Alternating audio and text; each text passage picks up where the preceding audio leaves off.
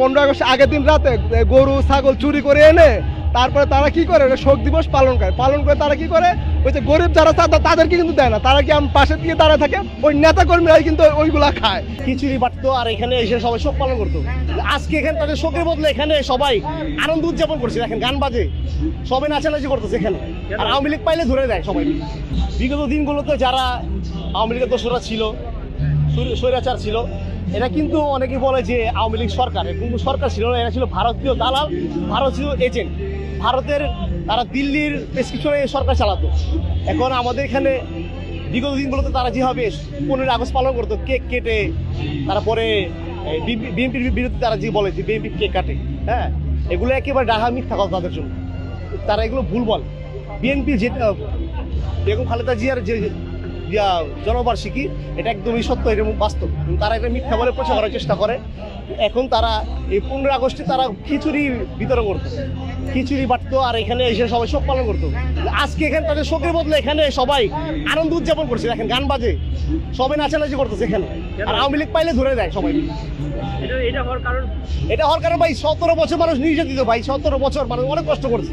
এই 17 বছর একটা বাচ্চা জন্ম হয়ে বুড়ো হয়ে গেছে, আর ব্যাপারটা কল্পনা করতে পারে, একটা বাচ্চা জন্ম হয়ে বুড়ো হয়ে গেছে, এখন সে দেখে এখন হাসি নেই আসি।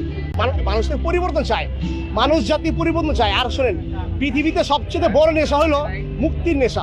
মুক্তির নেশা মানুষকে পাগল বানা ফেলায়। এই মুক্তির নেশা সারা দেশ আছে পাগল হয়ে গেছে। এতগুলো মানুষ যদি আপনি দেখতেছেন এখানে, সব কিন্তু মুক্তিকামী জনতা। স্বৈরাচার পৃথিবীর ইতিহাসে কোথাও চিরস্থায়ী হতে পারে নাই, ইতিহাসে নাই, কোথাও নাই। তাদেরকে বারবার বলা হয়েছে বিষয়টা, কিন্তু তারা প্রতিবার বলতো না আমরা আজীবন থাকবো।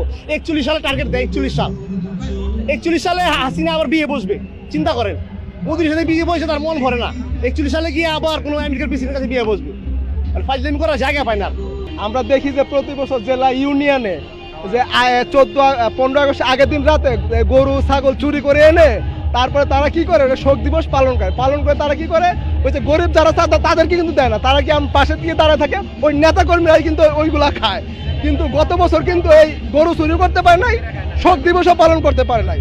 যদিও 2-1 এখানে আসছিল, তাদেরকে ওই শ্রীলঙ্কার স্টাইল করে শুধু জায়গাটা রাখা হয়েছিল। গত বছর আমি আসতে পারি নাই, আমি এই বছর জুমার নামাজ পড়ে আসছি, 2-1টা আওয়ামী লীগ পাওয়া যায় কিনা। আওয়ামী লীগ হয়তো এখানে 2-1 আমাদের মধ্যে হয়তো ঘোরাফেরা করতেছে, কেউ প্রকাশ করতেছে না। যদি প্রকাশ করে তাহলে ওই যে একবার বলছিল না 0 পয়েন্টে সমাবেশ করবে, তখন আমাদের জনতা তো রাতে গিয়ে সেখানে অবস্থান নিয়েছিল। ওই 0 পয়েন্টে যে অবস্থা হয়েছিল, এই 32-এ যে অবস্থা হয়েছিল, 2-1 প্রকাশ করে যে আমি আওয়ামী লীগ ভালোবাসি, তাহলে তারও সেই অবস্থায় হবে। মানুষের যে ক্ষোভটা, হ্যাঁ, এটা নতুনভাবে তৈরি হয়েছে 24-এর আন্দোলনের পরে। শেখ হাসিনার যে তার গণহত্যা,